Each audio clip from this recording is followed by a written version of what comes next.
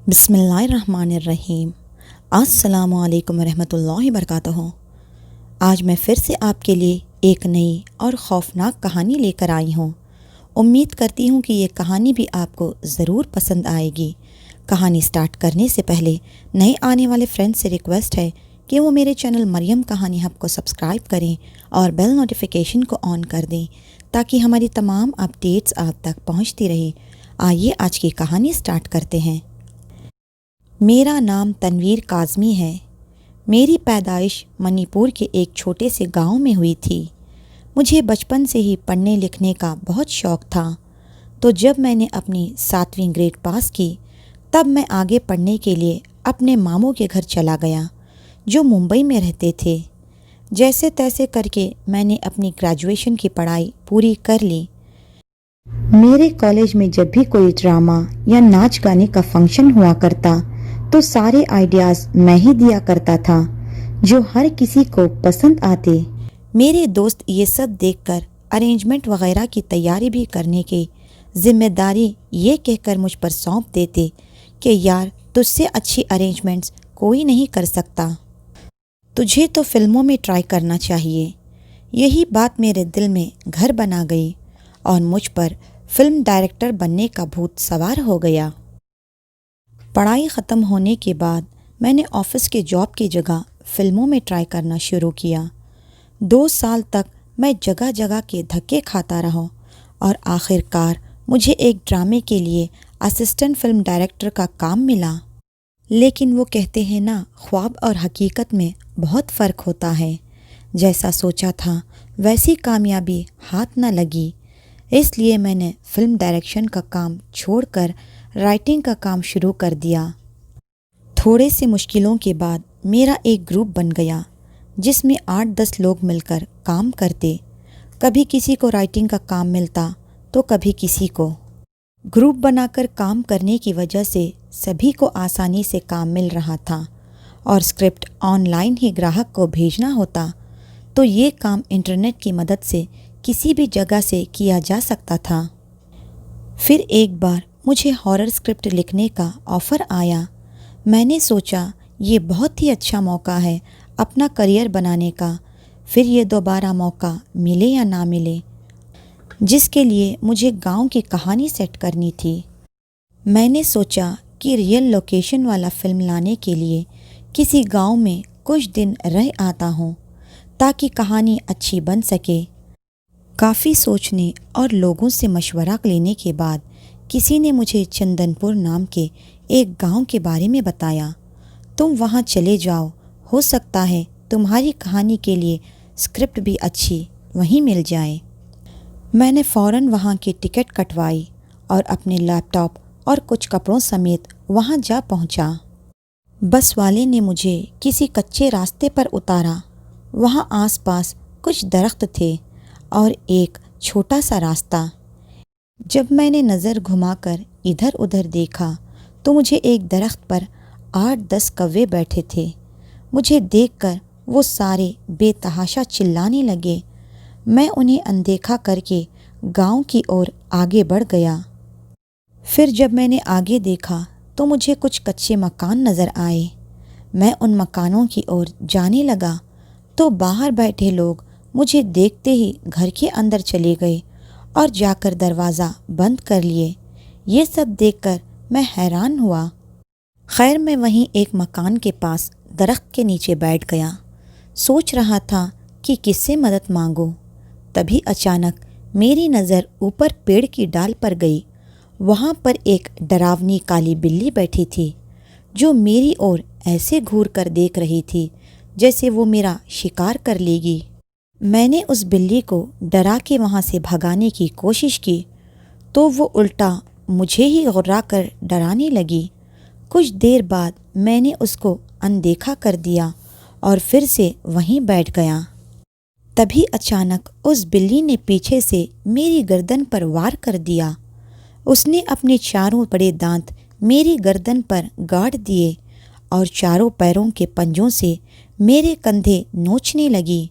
मैंने फ़ौरन उसे दूर हटाया और वहाँ से जाने के लिए उठ खड़ा हो गया। फिर अचानक वहाँ पर एक डाकिया आया और उसने मुझसे पूछा कि तुम कौन हो और यहाँ क्या कर रही हो और यहाँ क्यों आए हो।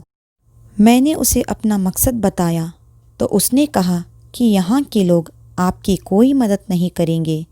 यहाँ सारे लोग डरे सहमे हुए हैं, क्योंकि कहा जाता है इस गांव में हर रोज़ रात को चुड़ैल, भूत या बुरी सायों का कुछ न कुछ खेल चल रहा होता है।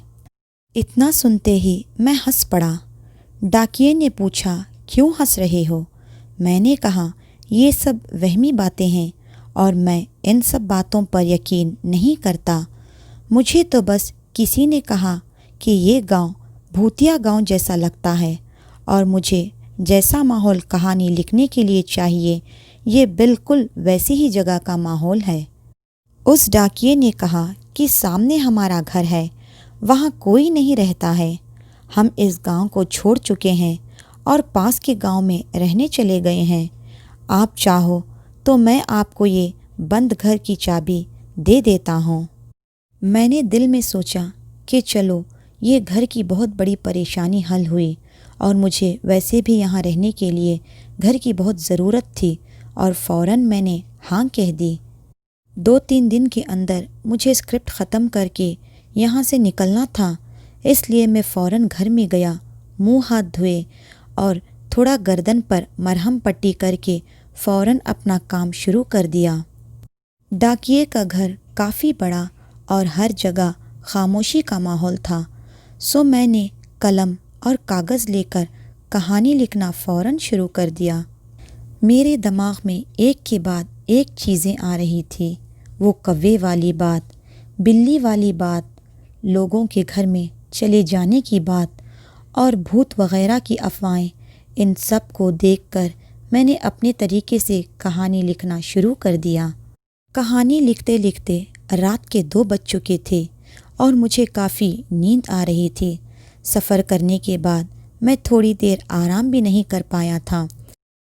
मैंने अपना लैपटॉप स्विच ऑफ किया और एक कप चाय बनाकर खिड़की पर खड़े होकर चाय पीते हुए देख रहा था और हंसते हुए बोल रहा था कि ज़रा देखो यहाँ भूतों का वो कौन सा खेल चल रहा है। इस गांव के लोगों का क्या है, वो तो भूतों के नाम पर सभी को बेवकूफ़ बना रहे हैं।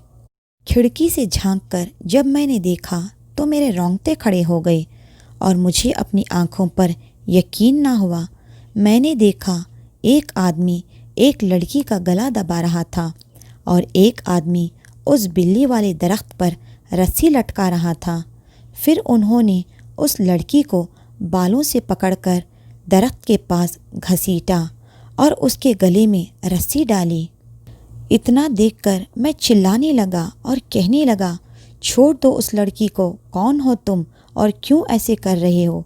मेरे हाथ में जो कुछ भी आया उससे लेकर मैं चिल्लाता हुआ फ़ौरन दरख्त की तरफ भागा।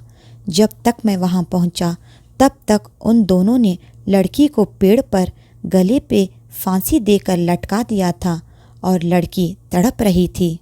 जैसे ही मैं उस दरख्त के पास पहुँचा, वहाँ कुछ भी नहीं था। वो दोनों दरिंदे और दरख्त पर लटकी हुई लड़की सब गायब थे। ये सब देखकर मेरे तो होश ही उड़ गए। गांव के सब लोग खिड़की में से सब कुछ देख रहे थे, पर कोई बाहर नहीं आ रहा था। मैंने देखा कि दरख्त पर वही काली बिल्ली अभी भी मौजूद थी और मुझे ही घूर रही थी। मैंने नज़र घुमाकर उस घर की तरफ देखा जिस घर में मैं रुका हुआ था। मुझे उस घर में किसी का टहलता हुआ साया नज़र आया। ये देखकर मेरा तो दिल बैठ ही गया। फिर मैंने उसी मकान की छत की ओर नज़र डाली तो मैंने देखा वहाँ दोनों दरिंदे और वो लड़की तीनों एक साथ उस डाकिये की मकान की छत पर बैठे थे। जैसे ही मैंने उनकी तरफ देखा, वो तीनों उठ खड़े हो गए और मेरी तरफ देखकर मुस्कुराने लगे। ये देखकर मैं तो बहुत डर गया। ये सब कुछ देखकर मैं समझ गया कि कहानी लिखने के चक्कर में मैं वाकई में कहीं गलत जगह पर आकर फंस गया हूँ। अब मुझे उस घर के अंदर जाते हुए भी डर लग रहा था, इसलिए मैं वहीं चौक पर पूरी रात खड़ा रहा, क्योंकि उस पेड़ के ऊपर भी वो काली बिल्ली थी। मेरी खून की प्यासी बैठकर मुझे देख रही थी और डाकिये के घर के अंदर पता नहीं कौन टहल रहा था। डर और दहशत के मारे मुझे बुखार भी हो गया था, लेकिन जैसे तैसे करके सुबह हुई तो मैंने फ़ौरन अपना सामान पैक कर डाला और ताला लेकर दरवाजे की ओर भागा। अभी मैं दरवाज़ा बंद करने ही वाला था, मेरी नज़र दीवार पर पड़ी। वहाँ जो देखा और देखते ही मेरी ज़ुबान हलक के नीचे उतर गई। उस दीवार पर उस डाकिये की तस्वीर टंगी हुई थी और तस्वीर के नीचे उसके जन्म से मरण तक की तारीख लिखी हुई थी। वो डाकिया आज से 20 साल पहले मर चुका था। मैं जिससे मिला वो उसकी रूह थी। मैं फ़ौरन अपना बैग हाथ में लिए ताला चाबी वहीं फेंक कर दौड़कर उस गांव के बाहर भाग आया। पास के गांव पर चाय की दुकान वाले को उस मनहूस गांव के बारे में पूछा तो उसने कहा कि पेड़ के पास दिखने वाली लड़की उसी डाकिये की बेटी है, जिसे इसी गांव के सरपंच के 2 बेटों ने मार कर लटका दिया था और डाकिये ने अपनी बेटी की मौत का बदला लेते हुए सरपंच के दोनों बेटों को मार डाला था। फिर गांव के सरपंच के डर से खुद जहरीली दवाई खाकर खुदकुशी कर ली थी। तभी से उन चारों की रूह इस गांव में भटकती रहती है और कुछ न कुछ रात भर खेल मचाती रहती है। मैंने तौबा की कि कभी ज़िंदगी में ऐसी खौफनाक जगह कहानी की तलाश में कभी नहीं जाऊंगा। ये सब बातें फिल्मों में अच्छी लगती हैं, लेकिन हकीकत में जब इन सब चीज़ों से सामना होता है तो जान निकल जाती है। स्टोरी कैसी लगी कमेंट सेक्शन में ज़रूर शेयर करें। इंशाअल्लाह जल्द मिलते हैं एक नई स्टोरी के साथ। जज़ाकल्लाहु खैरन कसीरा।